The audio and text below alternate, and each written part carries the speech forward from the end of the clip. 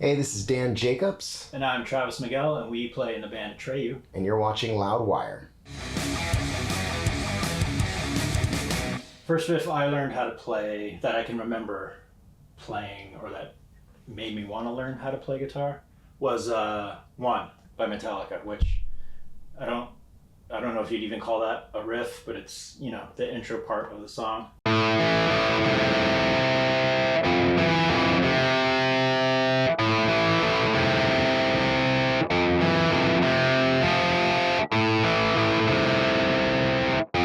Oops. Evidently I didn't learn it well enough. But yeah, that song is what got me into Metallica, and through Metallica I wanted to start to learn how to play guitar and kind of explore the instrument. So it took me a while. It's still taking me a while, evidently, but I'll get there eventually. Yeah, I was saying that's one of those riffs that, like, when you first hear it and you're first starting to play, it sounds digestible as a newer player. Like, I think I could actually tackle that. I could play something like that and not be, you know, way out of your ability. Yeah, and it's a classic song. They still play it live, and I think they always will. So, yeah, it was a good starting point for me. Nice. What about you? For me, it was Green Day's Basket Case was the first song. I remember seeing the music video on MTV and just the aesthetics of it and the sound, everything about it just like captivated me immediately. And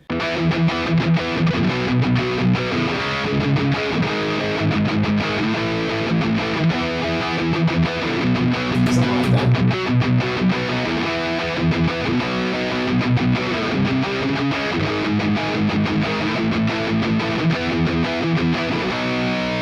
Yeah, something simple like that. Good for the right hand. Yeah, punk, you know. It definitely started off kind of in the more punk, melodic punk world.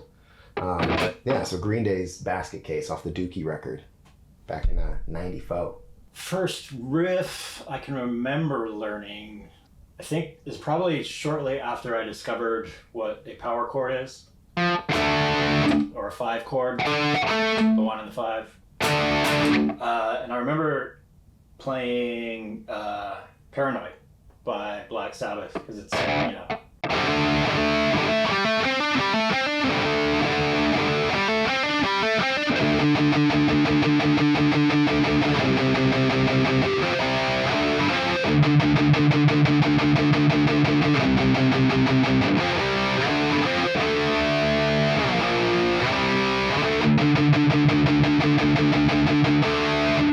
And I remember just kind of being amazed that I could play pretty much a whole song just using that chord. All you have to do is move it around the neck.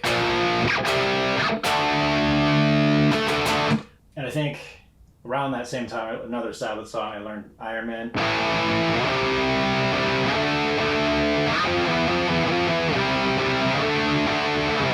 Same thing, same chord, you just move it around the neck and you have yourself a song. Dude, Guitar Center loved you. Yeah, they did. They loved you back in the day. Just sitting in there just... Yeah. For me, it was Green Day. Again, it was When I Come Around.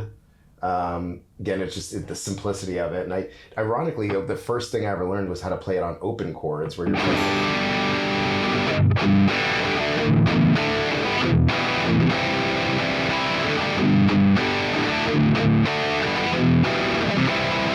Sound pretty lame. It's not as cool. It's not as cool as when you learn the full bar chords, and you know, gives it that extra kind of beefiness that feels a little bit more punk.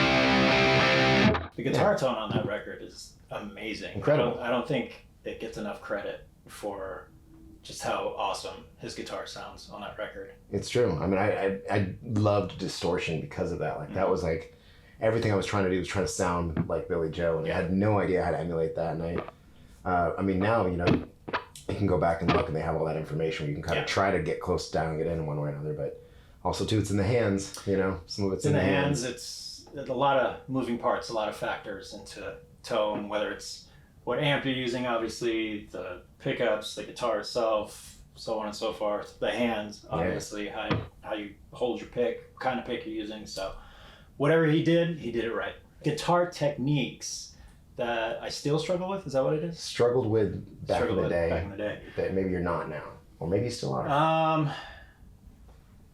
I've always loved legato playing, but and I use it whenever it's applicable. But I remember having a hard time. A specific aspect of it was my ring finger and my pinky never really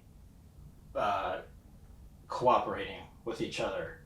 They never really like rolled up and down the string very smoothly. So like the hammer on stuff was usually, I could get that down pretty easily. Like, let's see.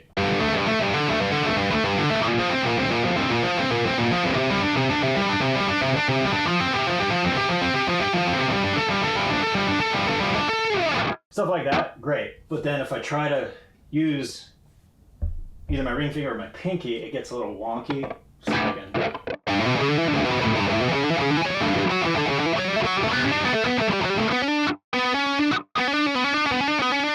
Still not there.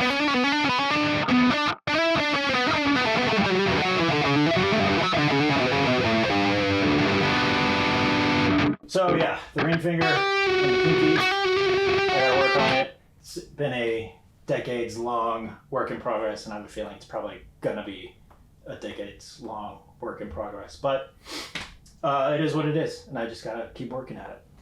It's not just good; it's good enough. Mm-hmm. For me, I guess, alternate picking has always been something that's. It took me a while to understand how that even worked. Like I'd hear people playing so fast and not understand how they were doing it, and then I realized that they're picking everything up and down.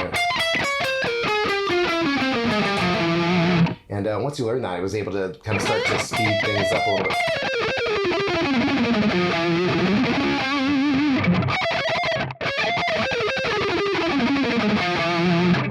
Yeah.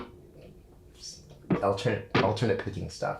What were some of our favorite riffs or songs to learn while playing guitar?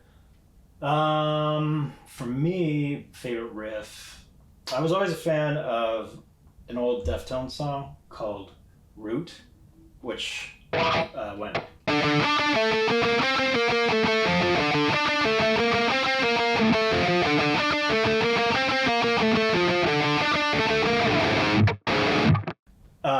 That was always a fun riff to play. The way I play it, I think I play it differently than Stephen Carpenter, but it was a good exercise in string skipping. Skipping over that D string, which at the time for me was completely new, so I kind of had to adjust to it, but eventually I got it down and I played it over and over again along with the CD, like most teenagers do at that age. A riff that I really liked to play when I was getting started, I guess it wasn't when I was getting started, it was after like a few years in when I could actually play a little bit, was Lay It Down by Rat.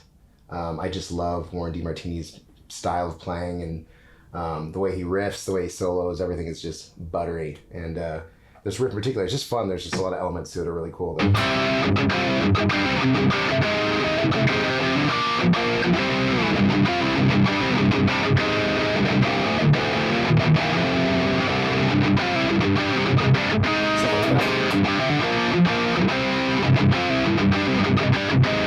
Just a fun riff. It's just got a lot of cool chords in there and stuff that just sound huge and rocking. Yeah, and Warren DeMartini's a handsome man for his age. Beautiful. He's aging very well. Yeah. So good on you, Warren. Yeah. First solo I remember learning, or one that I really wanted to learn, was the intro solo to Fade to Black by Metallica.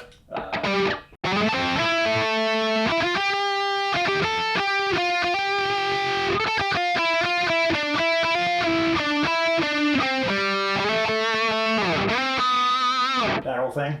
I remember I learned the whole thing and I felt extremely accomplished because it was an actual guitar solo from a band that I absolutely loved. So I took a win that day and I was very proud of myself. I think one of the first solos that made me want to play guitar solos, I don't know if it was the first one I ever learned. And to be fair, I don't even remember to play it these days. I just remember a part of it was Panama by Van Halen. Yeah, I just remember hearing that and being like, this is song as just, I've never heard a song that sounded like that before. The guitar playing was just ripping. it was my first time like really like digesting Van Halen and what he did and what he does, and yeah, I had to learn it. And I don't really remember how to play most of it, but there was a part of it in particular. The reason why I mentioned this as well, there's a part in it that was like something like that. And I really love that part, especially because just seeing like just the bend with the tap, just that whole vibe is just, it's flashy looking, you know, and it sounds really cool. I'm like, I love everything about that. So I took that concept and I put it in the solo for our band, Right Side of the Bed.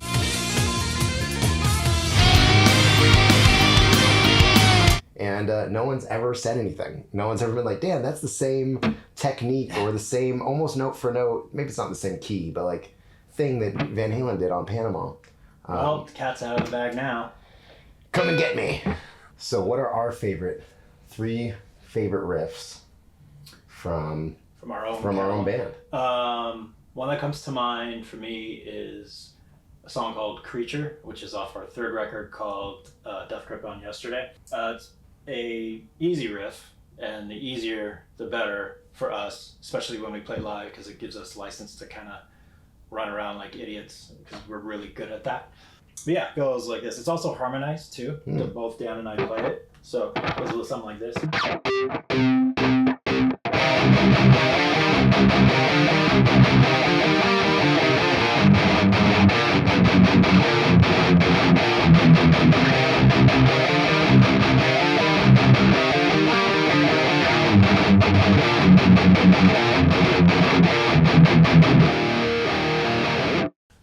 Yeah, it packs a punch.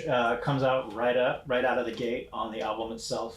So yeah, I've always been fond of that one. I really like the song Blow.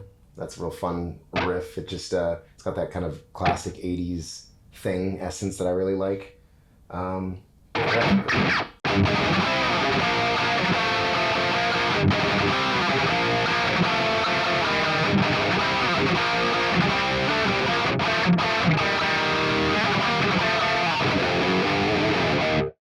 Yeah, just a fun kind of classic sounding riff. I really enjoy it, playing it and hearing it. Yeah, off the top of my head, I'll go with Becoming the Bull, which is definitely one of our more popular songs.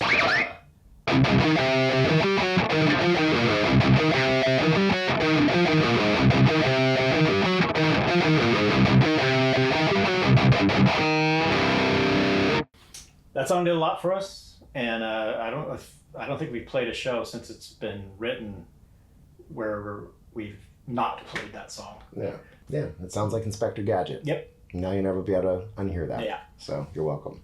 What was the first riff you wrote for this band? God, that was a long time ago and my memory is shot, but I remember early on I came up with a lot of parts for songs. Whoa. Sick. A lot of start over there. Yeah. Early on, I remember coming up with a lot of parts for songs, so like layers and stuff, but if I remember correctly, we have a song called My Sanity on the Funeral Pyre, which is off The Curse, which goes like...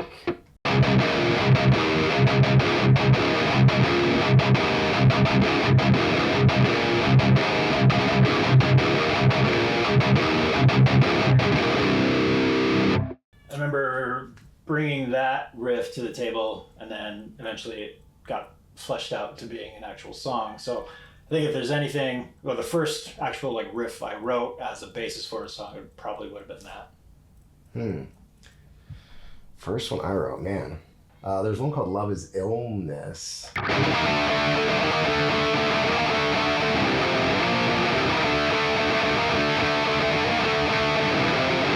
Very punk. Very punk. A Punk. lot of circle pits going on in that. Our roots are very in punk. Like at least the band kind of started under the name Retribution back in the day as a punk band, and we've just kind of evolved. Even I've gone back and listened to some of the Retribution stuff in more recent years, and it was like I didn't realize how heavy we were for a punk band even at that time. It was like a very heavy punk sound. So us moving into a more metallic hardcore direction definitely felt like a natural progression. What is our favorite riffs from the newer album? I'm fond of the riff off the title track, The Beautiful Dark of Life. Let's see how it goes.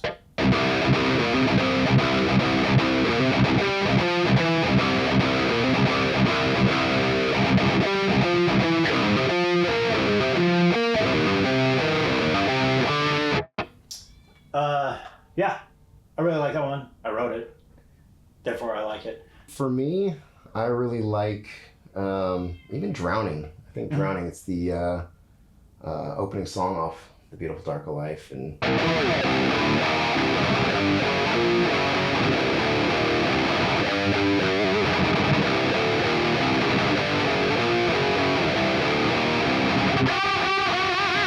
yeah, it's got that kind of like you were talking about earlier, that kind of old school, heavy punk vibe to it. yeah, exactly. There's something just enchanting about heavy punk that just can't get away from it, even 25 years into our career. Yeah. Thanks for watching us. My name's Dan Jacobs. I'm Travis Miguel. We play in the band Atreyu. And you're watching us on Loudwire.